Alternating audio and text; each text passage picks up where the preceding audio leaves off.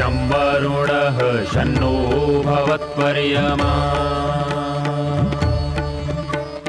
शन्न इन्द्रो बृहस्पतिः शन्नो विष्णुरुक्रमः ॐ शान्ति शान्ति शान्तिः।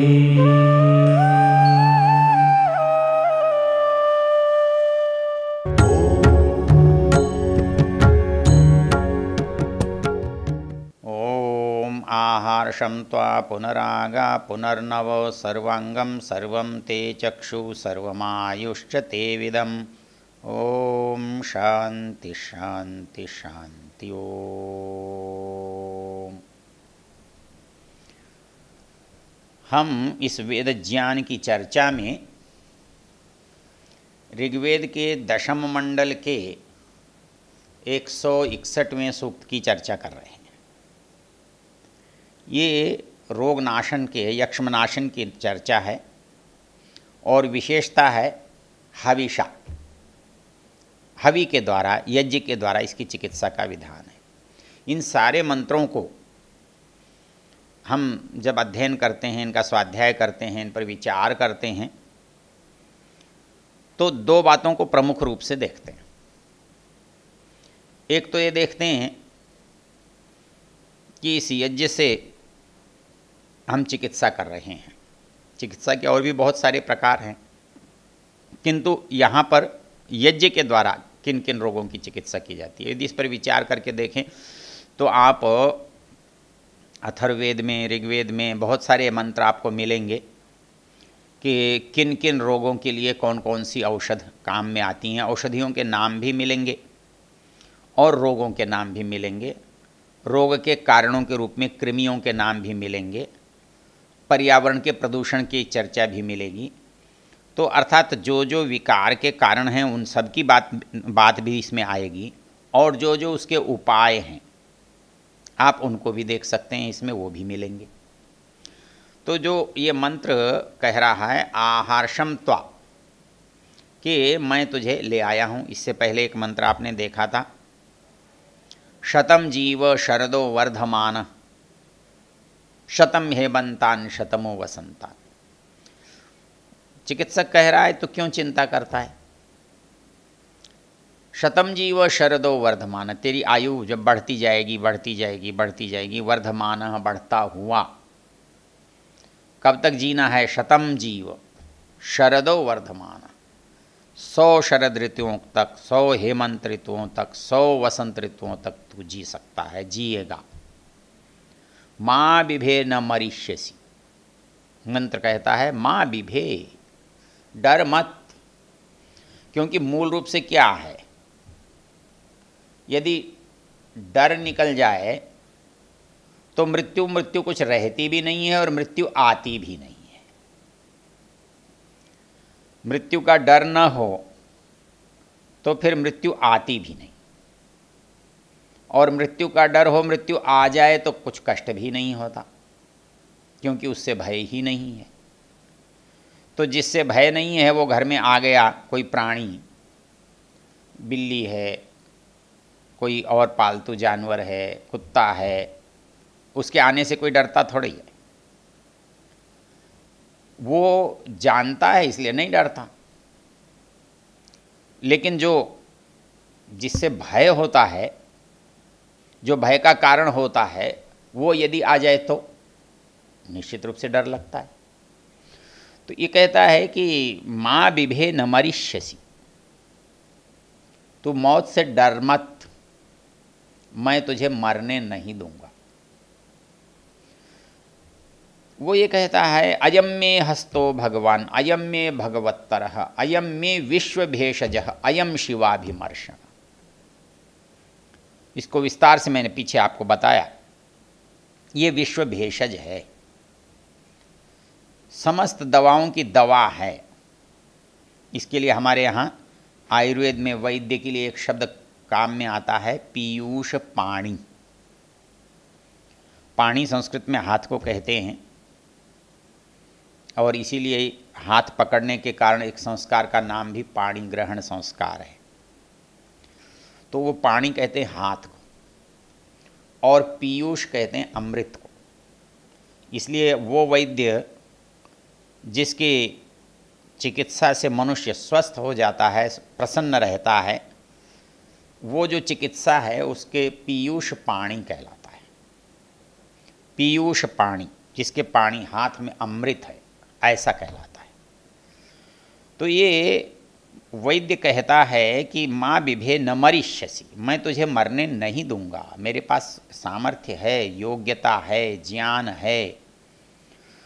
तो आहार्षम त्वा, मैं तुझे वापस ले आया हूँ, तू वापस आ गया है। और कैसे आ गया है? बिल्कुल स्वस्थ हो करके, सुंदर हो करके, युवा हो करके, और समस्त अवयवों के साथ, समस्त शरीर के साथ, संपूर्ण अंगों के साथ, समस्त इंद्रियों के साथ, प्रसन्न आत्मेंद्रिय मना, अर्थात जिसमें आत्मा, शरीर, मन, इंद्रियां प्रसन्न हो, वो मनुष्य स्वस्थ होता है। मैंने तुझे ऐसा स्वस्थ बना दिया है। पुनरागा पुनर्नव सर्वांगम सर्वम ते चक्षु सर्वम आयुष्च ते विदम, कहता है कि ये मिला है तो पूरी आयु के लिए मिला है, अधूरी आयु के नहीं मिला है। कहता है कि जो अधूरी आयु है ये पाप है, अधूरी आयु दुख है, अधूरी आयु कष्ट है। क्योंकि अपने यहाँ ऐसा तो नहीं है, हमने मृत्यु सुख पर बहुत विस्तार से इसके बारे में चर्चा की। आयु तो हमारे पास होती है, लेकिन आयु कैसी हो, अच्छी हो, ये आयुर्वेद का विषय है, ये मनोविज्ञान का विषय है, ये धर्म का विषय है। वो कहते, आयुर्वेद कहता है कि मनुष्य की आयु 4 प्रकार की होती है। आयु तो होती है, वो आयु कैसी होती है? हित आयु, अहित आयु, सुखायु, दुखायु। मनुष्य के 4 तरह के लोग इस जीवन में आपको देखने को मिलते हैं। जो जी रहे हैं और बहुत प्रसन्नता से जी रहे हैं और उनके जीवन का उपयोग हो रहा है, सार्थकता हो रही है, वो अपना कल्याण कर रहे हैं, दूसरों का भी कल्याण कर रहे हैं। एक स्वस्थ तो हैं, लेकिन कल्याण अपना भी नहीं कर पा रहे हैं और दूसरों का भी नहीं कर पा रहे हैं। कभी घाटे में हैं, कभी हानि में हैं, कभी अपयश में हैं, कभी दुख में हैं। तो ये कहता है कि हितायु अहितायु और सुखायु दुखायु, साधन बहुत हैं, स्वास्थ्य ठीक है, ये सुखायु है। करना धरना क्या है कुछ पता नहीं। तो आयु ठीक है, स्वास्थ्य भी ठीक है, साधन भी ठीक हैं। दूसरे ऐसे होते हैं दुखायु, काम खूब कर रहे हैं, मेहनत कर रहे हैं, लेकिन परिस्थितियां उनको सुख नहीं अनुभव करने देती, हर समय कोई न कोई कष्ट लगा ही रहता है। तो ये कहता है कि मनुष्य को कैसा होना चाहिए? सुखायु और हितायु होना चाहिए। सुखायु और हितायु कैसे हो सकता है? सुखायु तो शरीर की दृष्टि से होगा और हितायु मन की दृष्टि से होगा। क्योंकि सुख मूल रूप से हम सुविधाओं को समझते हैं, किंतु सुख जो शरीर के साधन हैं उनसे नहीं आता। मूल रूप से सुख मानसिक परिस्थिति है, वो शरीर से जुड़ी होने से शरीर की असुविधाओं से भी जुड़ती है, और शरीर मन से जुड़ा होने के कारण मन के परिस्थिति से भी दुख का अनुभव होता है। किंतु संसार में जो सुविधा और असुविधा, सुख और दुख है, वो बिल्कुल अलग अलग तरह से है। जब हम बाहर का साधन है, मकान है, कपड़ा है, वाहन है, ये सब चीज़ें देखते हैं तो यूँ लगता है जैसे ये हमारे सुख का कारण है। किंतु जो व्यक्ति इन सब को प्राप्त करने के बाद भी सुखी नहीं है, उसको आप क्या कहेंगे? उसके पास अच्छे वाहन है, रोज़ हवाई जहाज़ से यात्रा करता है, कार में आता जाता है, बढ़िया मकान में रहता है, और क्या वो दुखी नहीं हो सकता? दुखी होता है कि नहीं होता? होता है। तो दुख उसके ये साधन क्यों नहीं दूर कर पाते? ये साधन इसलिए दूर नहीं कर पाते कि ये साधन शरीर के श्रम को बचाते हैं, इसलिए इनकी जो सुविधा है, इनका जो लाभ है, वो शरीर को मिलता है। आप इसे सुविधा कह सकते हैं। और सुविधा से सुख होता है और असुविधा से दुख होता है, किंतु सुख और दुख का संबंध सुविधा के हो जाने पर सुख मिलेगा ही, या असुविधा आई है तो व्यक्ति दुखी होगा ही, ऐसा नहीं है। आदमी असुविधाओं में रहता है, घर नहीं है, कोई निश्चित आय भी नहीं है, प्रसन्न है, स्वस्थ है, उसको कोई कष्ट नहीं लगता, मस्त है। लेकिन एक व्यक्ति के पास बहुत साधन है, धन है, संपत्ति है, मकान है, वाहन है, अर्थ है, लेकिन चिंता है, भय है, व्याकुलता है, अस्वास्थ्य है, बड़ी परेशानी हो जाती है। तो इसलिए हम समझ तो लेते हैं कि केवल सुविधाओं से सुख मिलता है, और ये सुविधाएं जितनी बाहर की हैं, जितनी दूर की हैं, उतनी कम सुख देने वाली हैं। मेरे पास वाहन नहीं है, मैं किराए के वाहन से चला जाता हूँ, दूसरे के वाहन से चला जाता हूँ, मेरा काम तो चल ही जाता है। ये असुविधा तो है, लेकिन ये असुविधा उस असुविधा से कम है जो मेरे शरीर से जुड़ी हुई है। मेरे पैरों में कष्ट है तो मैं कितने भी वाहन हो, जाना बहुत कष्टकर होता है। वाहन के सीढ़ियों पर चढ़ना उतरना ही कष्टकर होता है। वाहन के आसन पर बैठकर समय बिताना ही कष्टकर होता है। तो ऐसी परिस्थिति में ये असुविधा अधिक है। तो इस शरीर की असुविधा को दुख ज़्यादा लगता है, दुख का अनुभव अधिक होता है।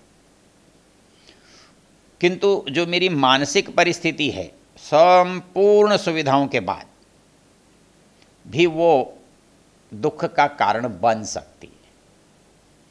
तो ये दुख मैं कैसे मिटाऊं? स्वस्थ रहने के लिए इस दुख का मिटना बहुत आवश्यक है। केवल शरीर मात्र से मेरा दुख नहीं मिटता। मेरा दुख जब तक मेरा मन है, मेरा आत्मा है, मेरी बुद्धि है, ये भी निर्मल नहीं हो जाते, ये भी निर्भीक निर्भय नहीं हो जाते, तब तक मुझे सुख नहीं मिल सकता। मैं स्वस्थ नहीं रह सकता। मेरे स्वस्थ होने में मेरे शरीर का ठीक होने के साथ साथ मेरे मन का प्रसन्न होना महत्व रखता है। इसलिए यज्ञ जो है वो मेरे शरीर को तो ठीक रखता ही रखता है, वो मेरे मन को भी प्रसन्न करता है। मेरे मन को प्रसन्न क्यों करता है? मेरे मन को इसलिए प्रसन्न करता है कि यज्ञ में जो मैं सामग्री डालता हूँ, वो सामग्री जो मिष्ट है, बलवर्धक है, पुष्टिकारक है, रोगनाशक है। तो ये जो सामग्री मुझे यज्ञ से प्राप्त होती है, उस सामग्री से वातावरण में जो परिवर्तन आता है, जलवायु का शुद्ध होता है, रोग का निराकरण होता है, मन की प्रसन्नता होती है। एक यज्ञ करने से मन की प्रसन्नता होना, रोग का निवारण होना और जलवायु का शुद्ध होना, ये अनायास ही संभव होता है। और इसके कारण से हमारा वातावरण तीनों काम साथ साथ करता है, क्योंकि वातावरण, शुद्ध वातावरण ही मुझे प्रसन्नता प्रदान करता है। अशुद्ध वातावरण, गंदा वातावरण, दुर्गंधित वातावरण मुझे प्रसन्नता प्रदान नहीं करता। मनुष्य का मन सुंदर वस्तु को देखकर प्रसन्न होता है, असुंदर वस्तु को देखकर मन प्रसन्न नहीं होता। सुगंध से मन प्रसन्न होता है, दुर्गंध से मन प्रसन्न नहीं होता। कटु से मन प्रसन्न नहीं होता, मधुर से मन प्रसन्न होता है। तो इसलिए यज्ञ के अंदर जो हम आहुति डालते हैं, औषध डालते हैं, वो औषध मेरी प्रसन्नता को बढ़ाता है, वो औषध मेरे स्वास्थ्य को भी बढ़ाता है। तो वो जब वातावरण में सुगंध व्याप्त हो जाती है, वातावरण में दुर्गंध का नाश हो जाता है, तो दुर्गंध से दुख होने के साथ साथ बुद्धि का भी नाश होता है। मेरे मस्तिष्क पर वो गलत प्रभाव डालते हैं। विशेष रूप से जो मांसाहारी हैं, मद्यपायी लोग हैं, वो ये नहीं जानते कि इनका जो सूक्ष्म प्रभाव पड़ रहा है वो सूक्ष्म प्रभाव मेरे मस्तिष्कीय तंतुओं पर, मस्तिष्कीय अणु पर भी पड़ता है। और मेरे जो मस्तिष्क के सूक्ष्म अणु हैं वो इस दुर्गंध से, इस तमोगुण से, क्योंकि ये जितने पदार्थ हैं वो तमोगुण वाले पदार्थ मेरे बुद्धि के जो अंश हैं, बुद्धि के जो तत्व हैं, बुद्धि के जो अणु हैं उनको नष्ट करते हैं, उनको प्रभावित करते हैं। इसलिए होता क्या है, मनुष्य जब सतोगुण में होता है तो प्रसन्न होता है। मनुष्य सतोगुण में होता है तो उसकी विचार शक्ति बड़ी तीव्र होती है, उसके अंदर निर्मलता होती है, विचारों में स्वच्छता होती है, और वो किसी भी बात को बहुत ठीक ढंग से सोच सकता है, कर सकता है, स्पष्टता आती है उसके मन में। यदि आप दुर्गंधयुक्त वातावरण में हैं, जटिल वातावरण में हैं, अशांत वातावरण में हैं, तो आप कोई भी निर्णय करने में समर्थ नहीं होते। निर्णय करने के लिए जो अपेक्षित शांति चाहिए, सुख चाहिए, वातावरण की एक सहजता चाहिए, वो आपको कहाँ मिलती।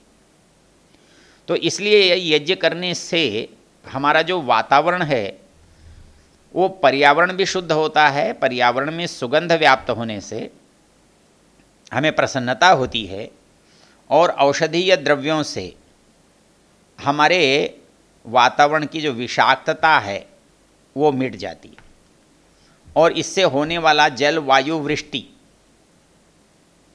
जो सभी हैं उनका भी सुधार होता है। इसलिए हमारे यहाँ कहा जाता है कि कब तो रोग उत्पन्न होते हैं और कब उनकी चिकित्सा होनी चाहिए। तो सामान्य तो रोग कभी किसी को भी हो जाता है, लेकिन किसी किसी अवसर पर विशेष रोग होते हैं, और ऐसा कम से कम अपने देश में 2 बार होता है। एक बार जब सर्दी समाप्त होती है और तेज़ गर्मी आती है तो उस समय रोग होते हैं, और एक जब गर्मी समाप्त होती है और वर्षा आ जाती है उस समय रोग आ जाते हैं। इसके लिए कहा गया है ऋतु संधिषु रोगा जायन्ते, अर्थात जब ऋतु संधियाँ होती हैं, ऋतु परिवर्तन होता है, तो ऋतु परिवर्तन में मनुष्य के शरीर में रोग होते हैं, क्योंकि 2 कारणों से रोग होते हैं। एक तो किस किस ऋतु में कौन कौन से दोष बढ़े हैं और कौन से दोष घटे हैं। तो जैसे ही ऋतु बदलता है तो वो बढ़े हुए दोष अगले ऋतु में कारण बन जाते हैं रोग का। तो ऐसी स्थिति में पुराने दोषों को निकालना होता है, नए ऋतु के अनुकूल व्यवहार करना होता है। तो ये रोगाः ऋतु संधिषु जायन्ते, ये जब जब ऐसा अवसर आता है तो मनुष्य के समाज में सामान्य रूप से रोग आते ही आते हैं। इसको दूर करने के लिए कहा गया है कि इसीलिए उन अवसरों पर विशेष यज्ञों का विधान है, और उन विशेष यज्ञों को करने से उन व्याधियों की निवृत्ति होती है। इसलिए उन ऋतुओं में विशेष यज्ञ किए जाते हैं। तो ये विशेष यज्ञ चिकित्सा के ही यज्ञ हैं। तो ये पूरा सूक्त हमारा चिकित्सा का और यज्ञीय चिकित्सा का सूक्त है। इस मंत्रों को हम पढ़कर लाभ उठा सकते हैं, अपने आप को सुखी बना सकते हैं।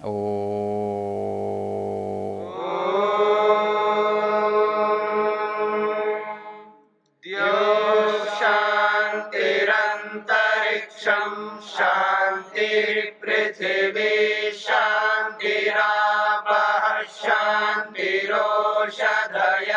शांतिः वनस्पतयः शांतिर्विश्वे देवा शांतिर्ब्रह्म शांति सर्वं शांति शांतिरेव शांति क्षमा शांतिरेधि। ओम शांति शांति शांति।